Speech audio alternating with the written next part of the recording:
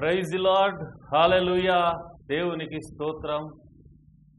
ప్రభువునందు ప్రియమైనటువంటి దేవుని ప్రజలారా, దైవ జ్ఞానం ఆధ్యాత్మిక కార్యక్రమాన్ని చూస్తూ ఉన్నటువంటి మీకందరికి కూడా యేసు ప్రభు పరిశుద్ధ నామములో శుభములు తెలియపరుస్తూ ఉన్నాను. దైవ జ్ఞానం అనేటువంటి ఈ యొక్క ఆధ్యాత్మిక కార్యక్రమంలో అనేకమైనటువంటి ఆత్మీయ సత్యాలు సందేశాల రూపంలో అందించబడుతూ ఉన్నాయి. ఇవన్నీ కూడా యూట్యూబ్లో మీకు అందుబాటులో ఉంటూ ఉన్నాయి. కాబట్టి ప్రతి ఒక్కరూ ఆ యూట్యూబ్లో ఉన్నటువంటి సందేశాలని వినాల్సిందిగా, ఆత్మీయ మేలు పొందాల్సిందిగా కోరుతూ ఉన్నాను. ఈ యొక్క దినము దేవుని యొక్క వాక్యంలోంచి మరొక శ్రేష్టమైనటువంటి అంశాన్ని నేను మీ దృష్టిలో తీసుకొని రావాలని ఆశిస్తూ ఉన్నాను. అదేమిటంటే, పరలోక రాజ్యానికి ఎవరు వెళ్తారు? ఇది అంశం. పరలోక రాజ్యానికి ఎవరు వెళ్తారు? ముందుగా వాక్యాన్ని చదువుకుందాం. మత్తయి సువార్త 7వ అధ్యాయము 21వ వచనం నుంచి 23వ వచనం వరకు ఉన్న భాగాన్ని చదువుకుందాం. ప్రభువా ప్రభువా అని నన్ను పిలుచు ప్రతివాడు పరలోక రాజ్యంలో ప్రవేశింపడు, కానీ పరలోకమందున నా తండ్రి చిత్త ప్రకారం చేయువాడే ప్రవేశించును. ఆ దినమందు అనేకులు నన్ను చూచి, ప్రభువా ప్రభువా, మేము నీ నామమున ప్రవచింపలేదా? నీ నామమున దయ్యములు వెళ్ళగొట్టలేదా? నీ నామమున అనేకమైన అద్భుతములు చేయలేదా అని చెప్పుదురు. అప్పుడు నేను మిమ్మల్ని ఎన్నడూ ఎరగను, అక్రమము చేయువార్లారా నా యొద్ద నుండి పొండని వారితో చెప్పుదును. ఇక్కడ మనం గమనించినప్పుడు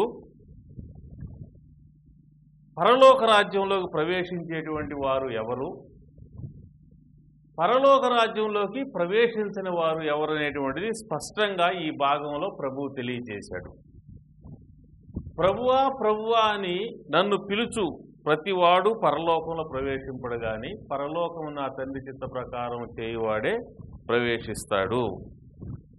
కాబట్టి ఎవరు ప్రవేశిస్తారంటే దేవుని చిత్త ప్రకారం చేసేవాళ్ళు. ఎవరు ప్రవేశించరు అంటే దేవుని చిత్త ప్రకారం చేయని వారు అనేటువంటి విషయాన్ని ఇక్కడ మనం చూస్తాం. అయితే ఇక్కడ ఒక చాలా ఆశ్చర్యకరమైన విషయం ఏంటంటే, ఇక్కడ కొంతమంది సమూహముగా ప్రభు దగ్గర నిలబడి ఉన్నారు. మరి వారందరూ కూడా ప్రభువుతో మాట్లాడుతూ అంటున్నారు, ప్రభువా మేము నీ నామములో, ఇక్కడ మనం గమనిస్తే 22వ వచనం, ఆ దినమందు అనేకులు నన్ను చూచి, ప్రభువా ప్రభువా, మేము నీ నామమున ప్రవచింపలేదా? నీ నామం దెయ్యములు వెళ్ళగొట్టలేదా? నీ నామమున అనేకమైన అద్భుతములు చేయలేదా అని చెప్పుదురు. అంటే వీరందరూ కూడా ప్రభువు నామములో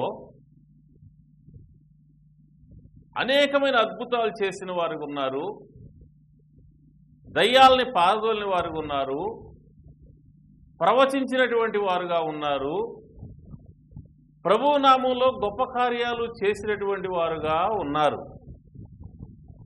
సహజంగా ఇలాంటి వారికి ప్రజల మధ్య మంచి గుర్తింపు ఉంటుంది. ఎందుకంటే ప్రజల్లో ఉన్నటువంటి దుష్టశక్తులు పారదోలేటువంటి వారికి, ప్రజలకు వారి యొక్క భవిష్యత్తు గురించి, వారి మనసులో ఉన్నటువంటి ఆలోచనల గురించి వెల్లడి చేసేటువంటి వారికి, ప్రార్థనలు చేసి అద్భుతాలు జరిగించేటువంటి వారికి మంచి గుర్తింపు, ప్రజల మధ్య మంచి ఘనత ఉంటుంది. వారు దేవుని సేవకులని, దైవజనులని ప్రజలందరూ కూడా వారిని ఎంతో ఘనపరచడం అనేటువంటిది జరుగుతుంది. వారికి విస్తారమైన ఫాలోయింగ్ కూడా ఉంటుంది. మనము చూస్తూ ఉన్నాం. ఈలాగున అద్భుతాలు చేసేవారు, దయ్యాలు వెళ్ళగొట్టేవారు, ప్రవచనాలు చెప్పేవారు, స్వస్థతలు చేసేటువంటి వారు, వారికి మంచి డిమాండ్ ఉండటం అనేటువంటిది, వారి ద్వారా పెద్ద పెద్ద సభలు జరగటం అనేటువంటిది మనం చూస్తూ ఉన్నాం. అయితే భూలోకంలో వారున్న ప్రజల మధ్య వారికి చాలా గుర్తింపు, చాలా విలువ, చాలా ఘనత ఉంటూ ఉన్నాయి. అయితే అదే వ్యక్తులు ప్రభువు దగ్గర నిలబడినప్పుడు ప్రభువుతో మాట్లాడుతున్నారు, ప్రభువా మేము నీ నామంలో ప్రవచించాము కదా, నీ నామంలో అనేకమైన అద్భుతాలు చేశాం కదా, నీ నామంలో దెయ్యాలు వెలగొట్టాం కదా అంటే ప్రభు అంటున్నాడు, నేను మిమ్మల్ని ఎన్నడూ ఎరగను, అక్రమం చేయవారు నా యొద్ద నుంచి పొండని వారితో చెప్తూ ఉన్నాడు. ఇది చాలా విచిత్రమైనటువంటి విషయం. యేసు ప్రభువుని నమ్మిన వారు, యేసు ప్రభువు నామంలో దెయ్యాలు వెలగొట్టేవాళ్ళు, యేసు ప్రభువు నామంలో ప్రవచించేవారు, యేసు ప్రభువు నామంలో అద్భుతాలు చేసేవాళ్ళు, స్వస్థతలు చేసేవారు, యేసు ప్రభువు నామంలో గొప్ప కార్యములు భూమి మీద జరిగించే వారికి యేసు ప్రభువు దగ్గర గుర్తింపు లేదా, విలువ లేదా, ఘనత లేదా,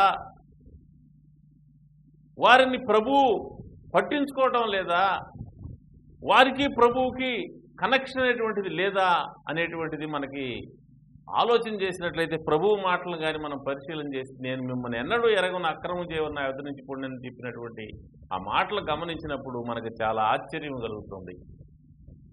ఏంటి ఇక్కడ ఉన్న రహస్యం? ఎందుకని వీరు దేవునితో ఉండలేకపోతున్నారు, పరలోక రాజ్యంలో ప్రవేశించలేకపోతున్నారు? పరలోక రాజ్యంలోకి ఎందుకు వీరికి ప్రవేశం అనేది నిరాకరించబడింది, తిరస్కరించబడింది? నా యొద్ద నుంచి పొండేని ప్రభువు ఎందుకంటూ ఉన్నాడు అంటే ఇది చాలా మర్మయుక్తమైన మరి వివరణాత్మకమైనటువంటి అంశమై ఉంటూ ఉంది. దీని గురించి చాలా తర్జన భర్జన వ్యాఖ్యానాలు చేసేటువంటి వారు ఉన్నారు. కానీ దేవుని పరిశుద్ధాత్మ సహాయం వల్ల, దేవుని వాక్యపు వెలుగులో మనం ఈ యొక్క మర్మం కానీ, ఈ రహస్యం కానీ, ఈ వాక్యంలో దాగబడి ఉన్నటువంటి వాస్తవం కానీ మనం తెలుసుకోబోతూ ఉన్నాం ఈ సమయంలో. దీనికి ముందు ఈ వాక్యానికి సంబంధించినటువంటి ఒక వాదన బయట ఉంటూ ఉన్నది. ఒక మతానికి చెందినటువంటి కొంతమంది బోధకులు బయలుదేరి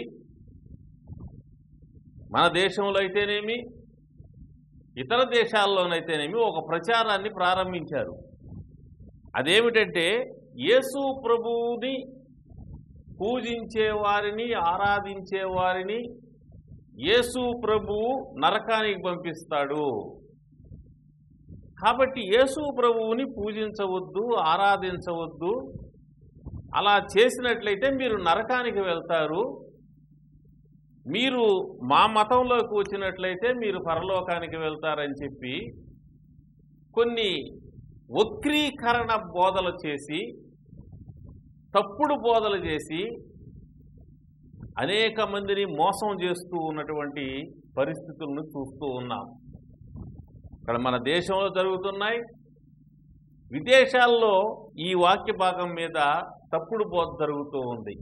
వాక్యం తెలియని వారు నిజమే కదా అని వారి మాటలు నమ్మి యేసు ప్రభువును వదిలేసి వారి యొక్క మతంలోకి వెళ్ళిపోతూ ఉన్నవారు ఉంటున్నారు. వారు మరలా టీవీల్లో, సోషల్ మీడియా ప్లాట్ఫామ్స్ మీద వాళ్ళని చూపిస్తూ, చూడండి క్రైస్తవులు యేసు ప్రభువును వదిలేసి మా మతంలోకి వచ్చారని ప్రచారం చేసుకుంటున్నారు. వారు అన్నీ కూడా వారి మతానికి అనుకూలంగా, వారి గ్రంథమునకు అనుకూలంగా బైబిల్ని వ్యాఖ్యానించాలి అని, బైబిల్ని వివరించాలి అని, బైబిల్ని సైడ్ చేసి వారి వాదనను హైలైట్ చేయాలని వారు ఎంతగానో ప్రయత్నం చేస్తూ ఉన్నారు. కానీ అది అబద్ధం, అది మోసం, అది దేవునికి విరోధమైనటువంటి కార్యక్రమం అయి ఉంటూ ఉన్నది. దేవుని నుంచి మనుషుల్ని దూరం చేసి దేవుని పరలోకంలోకి వెళ్లకుండా నరకానికి లాకపోయే కార్యక్రమం అయి ఉంటుందనే విషయాన్ని నేను జ్ఞాపకం చేస్తూ ఉన్నాను. సరే, ఇక్కడ అయితే ఈ వాక్య భాగం యొక్క అర్థం ఏంటి? యేసు ప్రభువుని నమ్మినటువంటి వారు, యేసు ప్రభువుని పూజించేవారు, యేసు ప్రభువుని ఆరాధించేవారు నరకానికి వెళ్తున్నారా అని మనం కానీ పరిశీలన చేస్తే అలా కానే కాదు. ఇక్కడ అలా లేదు. యేసు ప్రభు అన్న మాటను నేను జ్ఞాపకం చేస్తాను. 23వ వచనం చూడండి.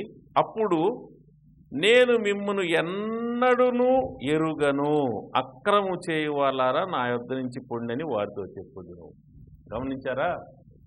యేసు ప్రభు నామంలో అద్భుతాలు చేస్తున్న వారిని, దయ్యాలు వెళ్ళగొడుతున్న వారిని, ప్రవచనాలు చెప్తూ ఉన్నటువంటి వారిని ఉద్దేశించి యేసు ప్రభు అన్న మాట ఏంటంటే, నేను మిమ్మును ఎన్నడూ ఎరుగను.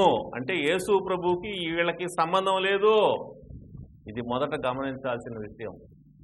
వీళ్ళు యేసు ప్రభువుకు సంబంధించిన వారు కాదు, యేసు ప్రభువుతో కనెక్ట్ అయినటువంటి వారు కాదు, వీరు క్రీస్తు యొక్క భక్తులు కాదు అనేటువంటి విషయాన్ని మొదట గమనించాలి. ప్రభు అంటే నేను మిమ్మల్ని ఎన్నడూ ఎరుగను, మీకు నాకు సంబంధం లేదు, మీరెవరో నాకు తెలియదు, మీరెప్పుడు నా దగ్గరికి వచ్చిన వాళ్ళు కాదు, నాతో కనెక్ట్ అయిన వారు కాదు, మీకు నాకు ఎలాంటి అనుబంధం లేదు, నా యొద్ద నుంచి వెళ్ళిపోండి అనేటువంటి మాట యేసు ప్రభు అంటూ ఉన్నాడు. కాబట్టి ఈ వాక్య భాగము యేసు ప్రభు యొక్క భక్తులకు సంబంధించినది కాదు, యేసు ప్రభుని ఆరాధించే వారికి సంబంధించింది కాదు, యేసు ప్రభువుని పూజించే వారికి సంబంధించింది కాదు. అలా అని తప్పుగా బోధ చేస్తూ, క్రైస్తవుల్ని మోసపరుస్తూ, ఆందోళనకు గురి చేస్తూ, క్రీస్తు నుంచి పక్కకు లాగాలని చాలామంది ప్రయత్నం చేస్తూ ఉన్నారు. కానీ ఆ ప్రయత్నాలన్నీ కూడా సరైన ప్రయత్నాలు కాదు. వాళ్ళని వాళ్ళు మోసం చేసుకుంటున్నారు, ఇతరులని మోసం చేస్తున్నారు. చివరికి దేవుని నుంచి దూరమైన నరకానికి వెళ్ళేటువంటి పరిస్థితుల్లో వాళ్ళు ఉంటూ ఉన్నారు. అలాంటి వారు ఒకవేళ వాక్యం వింటుంటే ఇప్పుడైనా ఆలోచన చేయండి. మీరు చేసేటువంటి పని ఎంతవరకు కరెక్ట్ అనేటువంటిది ఆలోచన చేయండి. వాక్యం పూర్తిగా వినండి, వాస్తవం మీకు అర్థమవుతుంది. బైబుల్ అర్థం చేసుకోవాలంటే బైబుల్ నమ్మినటువంటి వారు, దైవజనులైన వారు, పరిశుద్ధాత్మ యొక్క ఆవేశంలో ఉన్నటువంటి వారు, ఆత్మ నడిపించేవారు, దైవజ్ఞానం కలిగిన వారిని సంప్రదిస్తే బైబుల్ అర్థమవుతుంది. అలా కాకుండా కొన్ని వచనాలను పట్టేసి టకటక అవి చెప్పుకుంటూ పోతూ జనాల్ని మోసం చేసే వాళ్ళని సంప్రదిస్తే వాళ్ళు తప్పు బోధ చేస్తారే కానీ వాళ్ళు సరైన బోధ చేయదు. కాబట్టి ఇందులో ఉన్న వాస్తవాన్ని నేను తెలియజేస్తాను, గమనించండి. మొదటిగా వీరు ప్రభువుకి సంబంధించిన వారు. అయితే ఎవరు వీళ్ళు? 15వ వచనం చూడండి. మత్తయి సువార్త 7వ అధ్యాయం 15వ వచనం. అబద్ధ ప్రవక్తల గూర్చి జాగ్రత్త పడండి. వారు గొర్రెల చర్మములు వేసుకుని మీ యొద్దకు వత్తురు, కానీ లోపల వారు క్రూరమైన తోడేళ్లు, వారి ఫలముల వలన మీరు వారు తెలుసుకుందరు. ఈ భాగం ఎవరిదంటే అబద్ధ ప్రవక్తల గురించినటువంటిది. గొర్రె చర్మాన్ని వేసుకుంటారు కానీ లోపల క్రూరమైన తోడేళ్ళు. అంటే గొర్రె చర్మం వేసుకోవటం అంటే భక్తి వేషం వేసుకుంటారు, దైవ భక్తుల వలె వస్తారు, ప్రవక్తల వలె వస్తారు, దేవుని సేవకుల వలె వస్తారు, ప్రభువు నామాన్ని వాడుకుంటారు, కానీ వాళ్ళు ప్రభువుకి వాళ్ళకి సంబంధం లేదు. ఈ విషయాన్ని మనం పాత నిబంధనలో చూస్తాము, క్రొత్త నిబంధనలో చూస్తాం. యేసు ప్రభు భూమి మీదకి రాకముందే ఇలాంటి అబద్ధ ప్రవక్తలైనటువంటి వారు బైబిల్లో ఉన్నారు. ఇర్మియా గ్రంథము 29వ అధ్యాయము 8-9 వచనాలు చదువుతాను, గమనించండి. ఇశ్రాయేలు దేవుడును సైన్యములకు అధిపతియగు యెహోవా ఈలాగు సెలవిచ్చున్నాడు, మీ మధ్య ఉన్న ప్రవక్తల చేతనైనను మంత్రజ్ఞుల చేతనైనను మీరు మోసపోకుడి, మీలో కలలు కనువారి మాటలు వినకుడి. వారు నా నామమును బట్టి అబద్ధ ప్రవచనములు మీతో చెప్పుదురు, నేను వారిని పంపలేదు, ఇదే యెహోవా వాక్కు. మీ మధ్య ఉన్న ప్రవక్తల గురించి జాగ్రత్తగా ఉండండి. ఇశ్రాయేలుకి చెప్తూ ఉన్నాడు దేవుడు ప్రవక్త అయిన ఇర్మియా ద్వారా.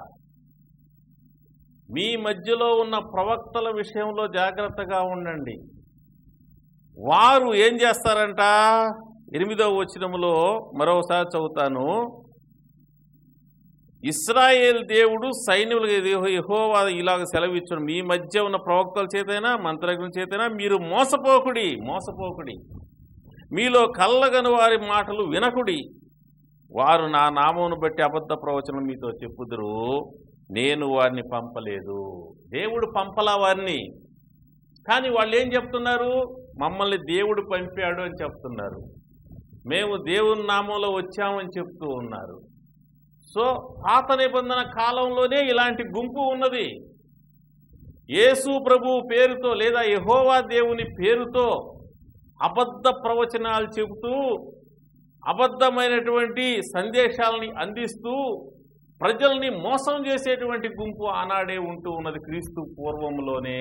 అందుకనే మీ మధ్య ఉన్న ప్రవక్తల చేత మీరు మోసపోవద్దు అన్నాడు.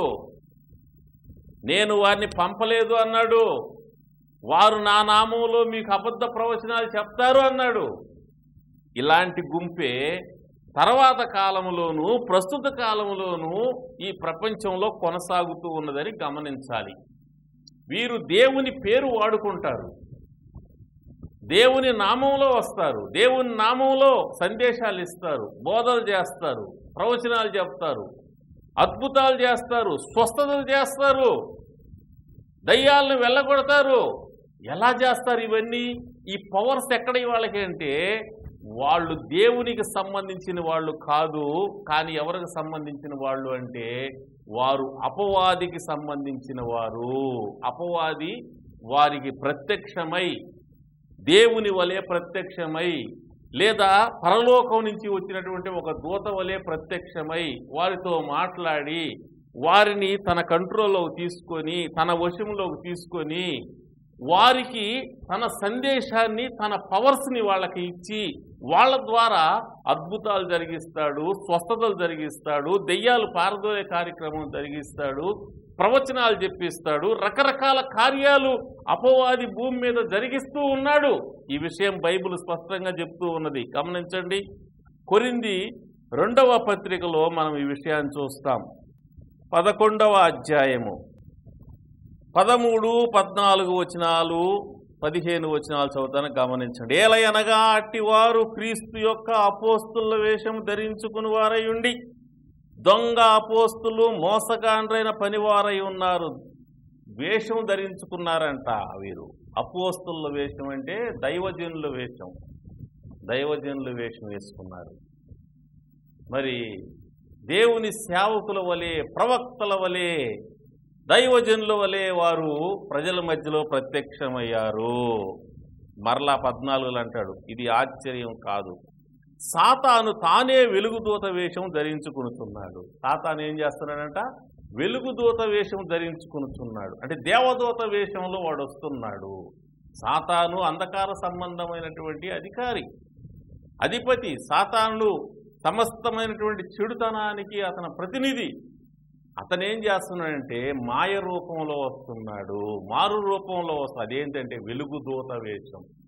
దేవదూత వేషంలో వచ్చి ప్రజలను ఆకర్షించి, ప్రజలతో మాటలాడి, ముచ్చటించి, ఆనాడు ఏదేనులో హవ్వతో ఏ విధంగా ముచ్చటించాడో, ఏ విధంగా హవ్వను తన మాయ మాటల చేత మోసం చేసి దేవుడి నుంచి దూరం చేసి, అలాగా ప్రజల్ని కొంతమందిని వాడు ఎన్నుకొని లేదా వాడిని ఆకర్షించి వారిని పట్టుకొని వారికి తన పవర్స్ ఇచ్చి వారి ద్వారా నకిలీ సువార్తను, నకిలీ వాక్యాన్ని, నకిలీ మార్గాన్ని ప్రపంచంలో ప్రవేశపెట్టి ఉన్నాడు. ఇది చాలా మందికి తెలియదు. బైబిల్ చదివితే, పరిశుద్ధాత్మ యొక్క ప్రత్యక్షత పొందితే అప్పుడు ప్రజలకి ఇది అర్థమవుతుంది. అందుకనే వివరించే వాళ్ళు కావాలి అంటాడు.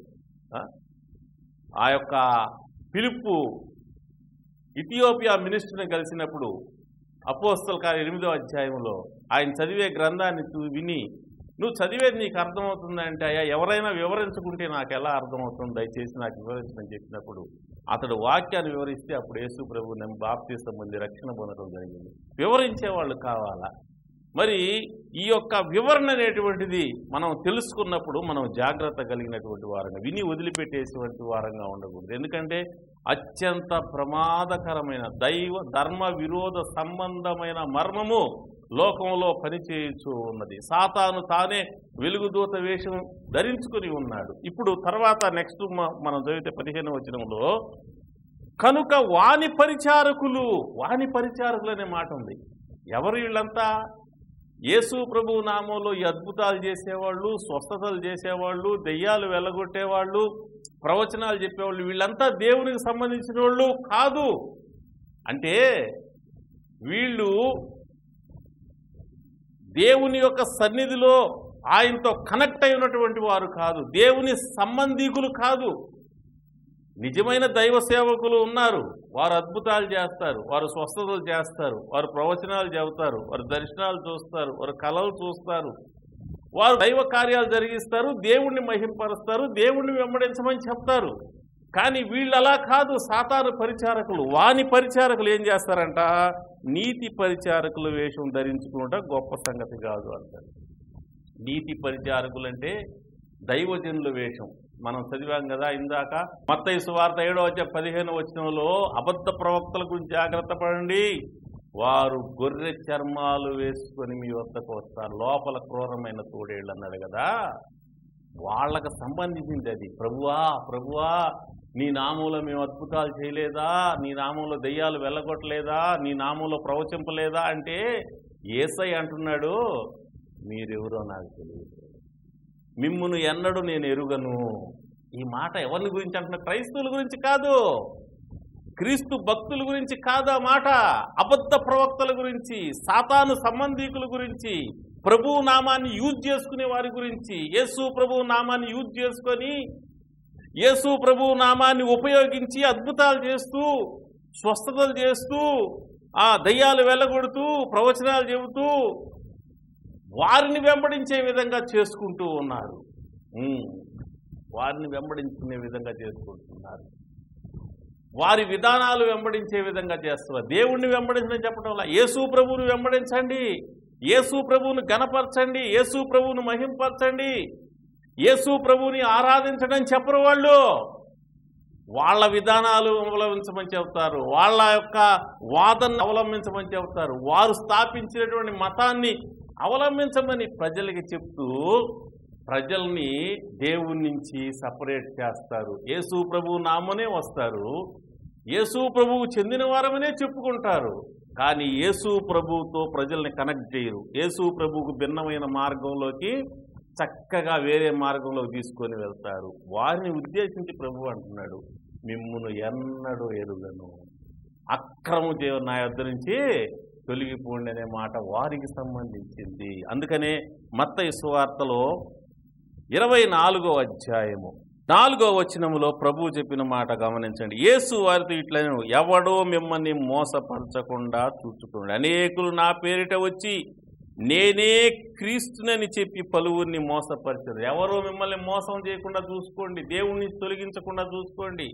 నేనే మార్గము, నేనే సత్యము, నేనే జీవము, నా ద్వారా తప్ప ఎవడో కూడా తండ్రి యొద్దకు రాడని చెప్పి ఉన్నాను. నా మార్గంలో నుంచి మిమ్మల్ని తప్పించే వాళ్ళు వస్తారు, నా నుంచి సెపరేట్ చేసేవాళ్ళు వస్తారు, జాగ్రత్త, మిమ్మల్ని మోసం చేయకుండా చూసుకోండి ప్రభువు చెప్పాడు ఆ మాట. మరి ఆయన నుంచి సెపరేట్ చేసేటువంటి వారు ఎవరి పేరుని వస్తారంట?